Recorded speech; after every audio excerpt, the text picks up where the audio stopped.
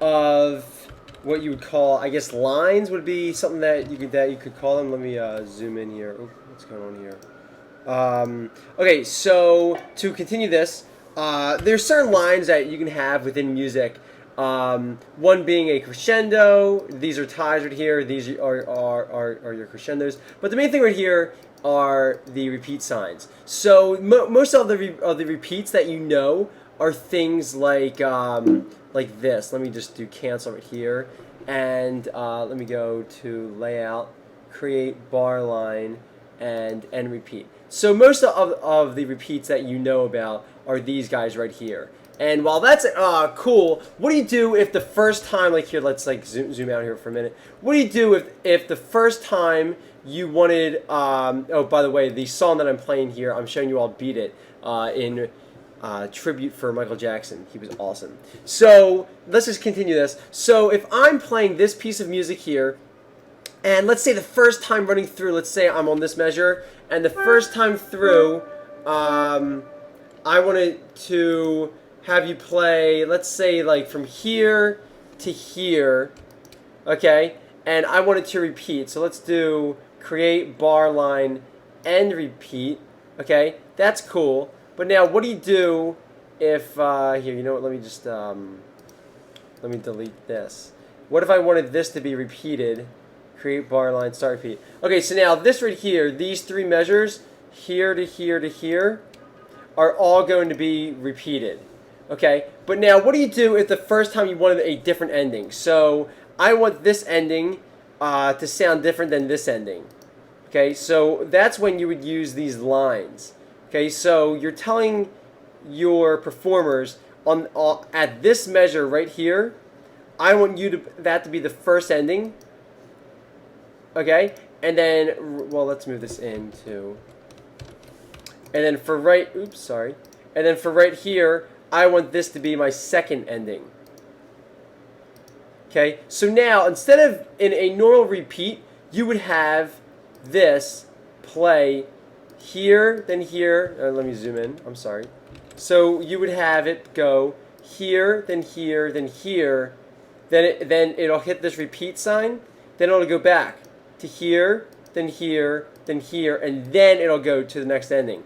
Because of these lines that I just put in, this end repeat, or this ending, or whatever you want to call it, because of this right here, it's saying you're going to play this, then this for the first ending, then it goes here, then it skips this and jumps straight to 2. Okay? And by the way, this 2 doesn't even have to be here. The 2 could be here if you wanted it to. Oh, sorry. The 2 could be here if you wanted it to be. So now what we have is this, where it just skips these 2 measures and goes straight to the second ending. So let's hear how that sounds.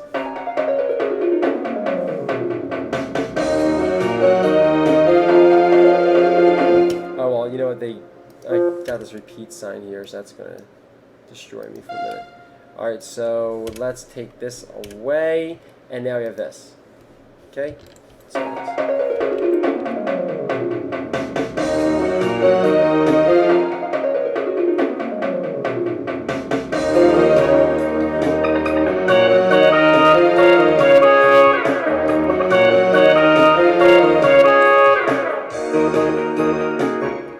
Okay, so that's the idea of using alternative endings, and the great thing about that is that it gives your music a little bit of jazz. Okay, not jazz in terms of the musical genre, but some different kind of feel. Okay, so that's all really important as a musician, and you know here it's I'm obviously using staccato notes and things like that. So that's the idea, guys. So just have fun with it, and there's a bunch of different lines. These ties can also be called slurs, as you all know. These are ties and slurs. Here, this is a trill. So the trill is when a note goes up and down, up and down, up and down. So if I were to like zoom in here. But I don't want to get too crazy with it.